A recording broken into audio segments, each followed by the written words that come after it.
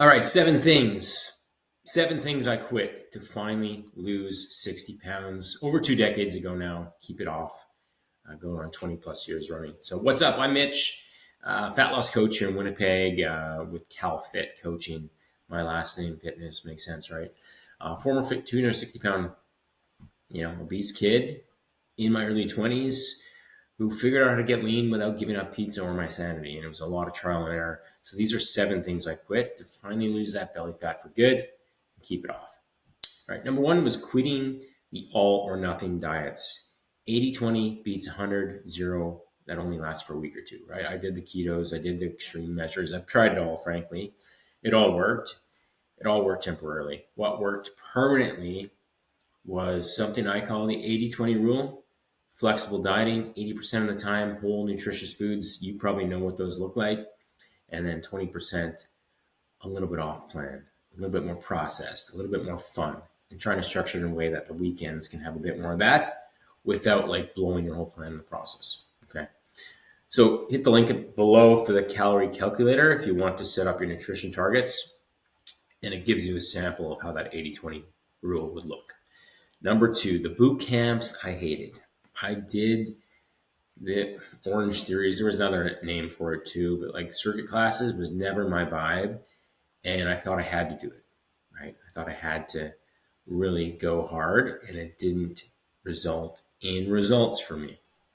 I would leave those classes sweaty and validated, but I would be so tired the rest of the day. I'd be extra hungry the rest of the day. And that's, we found, is a real thing, the constrained energy model, right? Our bodies try to make up the difference. When we push too hard and we exercise too much, all those calories we burned in the workout tend to get made up in us moving less subconsciously the rest of the day and consuming more food. Okay, so that's why strength training is the foundation. It doesn't burn as many calories during the workout, but it builds you up so that those calories get used for good, building up muscle, metabolism, so on. Number three, quitting the scale obsession. And that was a hard one for me to wrap my head around because I thought, if the number's down, I'm doing well. If the number's not, I'm doing poorly. And it's just not true. A lot of research shows crash diets that are missing some key elements. Half the weight you lose is muscle, bone, water, lean mass, essentially. So your body fat percentage is not improving. Your metabolism is crashing in the process. And clearly, it's a recipe for failure. Now, it's good to track the scale trend. Monday, Wednesday, Friday, weighing in fasted is at least going to give you kind of a snapshot of where things are week to week, but it can still mislead. It's a bit of a loss leader, meaning it doesn't always show the change as quickly as we want it. And then we start to make changes when we shouldn't, and it's just about sticking to the process. All right. Number four, I quit blaming my metabolism, right? I felt like that was the issue. I was always a chubbier kid. It had more to do with the fact I had a higher, food craving, food noise, appetite, hunger, whatever you want to call it. It's a mix of those things. Some people are just wired to eat more or desire to eat more. So for me, the real X factor was actually getting honest. What gets measured gets managed. And when I started to track my nutrition diligently in MyFitnessPal, I don't even know what app I used at the time, it was quite easy to identify, oh, wow, I'm consuming more than I realized. These bites, these licks, these tastes are adding up fast. And just that awareness helped me regulate my intake, which made all the difference. Number five is I had to get a handle on my late night snacking.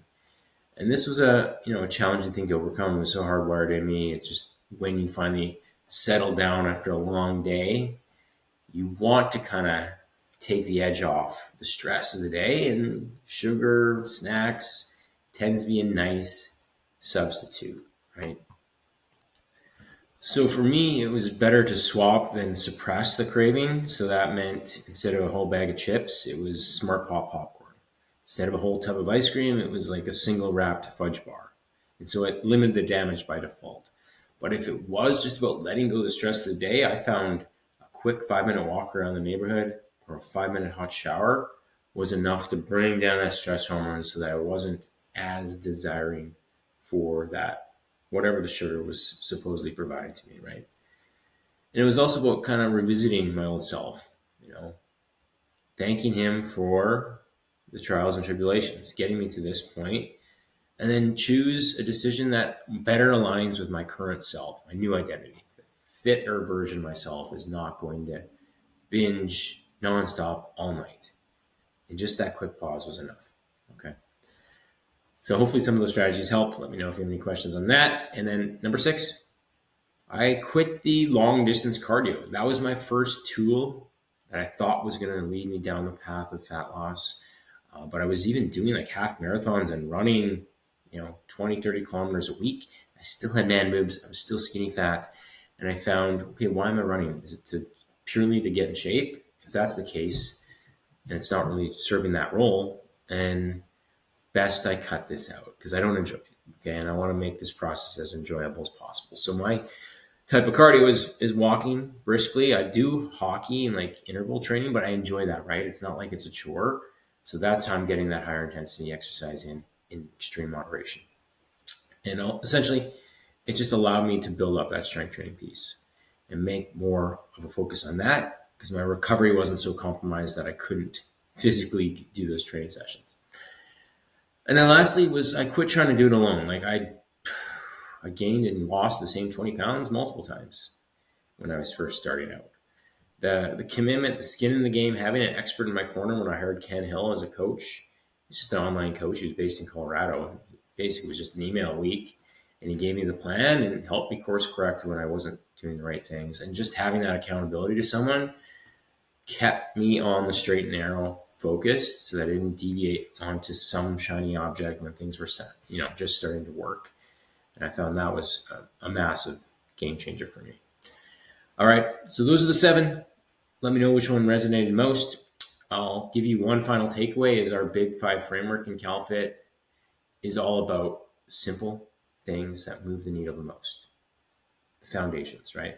We call it our CAP framework. So calories and protein. And calories, generally speaking, if you're fairly sedentary, you want to multiply your current weight by 10. That's your calorie upper limit, but you can go a little above or a little below and be fine. Okay. If you're more active, if you get your steps in every day, if you strength train a few times a week, if you do play a rec sport, multiply your current body weight by 12. That's your calorie goal. If fat loss is the focus, again, it can go quite higher in maintenance. And then you want to ensure you preserve muscle, you take the edge off your appetite. So that's where protein comes in. Best case scenario, you multiply your current weight again by 1, very simple math, and eat that much protein in grams per day, but you can be 80% of that and still be making good progress. Okay. Number 2 is strength training. At least 2 times a week, ideally 3 to 4. It's not the typical boot camps. It's lifting things up, putting them down, resting appropriately. We call it antagonist supersets in our program to minimize the time commitment, but still maximize the recovery and rest periods you need to build optimal strength and muscle. And those are going to just preserve the good stuff, the bone and muscle that you need so that when you get to your goal weight, you have a better chance of preserving it. Okay. Next up is your steps. Okay. So 8 to 10K per day is ideally the target. So that's not kilometers, that's 10,000 steps. If you're at the low end of that, no big deal. If you're even lower than that, just set a target that's close and work your way up. Okay, so I like 10-minute walks after meals, blood sugar regulation. 1 walk is on a call per day. If you're stuck working a sedentary job, if you got pets, you got kids, try to get active in the evenings. That'll get you there. Next up is 3 liters of water, 3L Club. It's hard to change your situation without hydration. Coffee, tea, non-carbonated beverages, that kind of stuff does count towards that total, but try to make half of it from pure water. And close to a liter in the first hour or 2 of the day is going to set you up for success, and then taper off towards bedtime, especially if you're older and urinate frequently. We want to, ensure we don't cut into sleep, which is number 5. 7+ hours of quality sleep per night. Have a wind down routine. Try the 10-3-2-1 rule, which means 10 hours out, no more caffeinated beverages, especially if you're a slow metabolizer.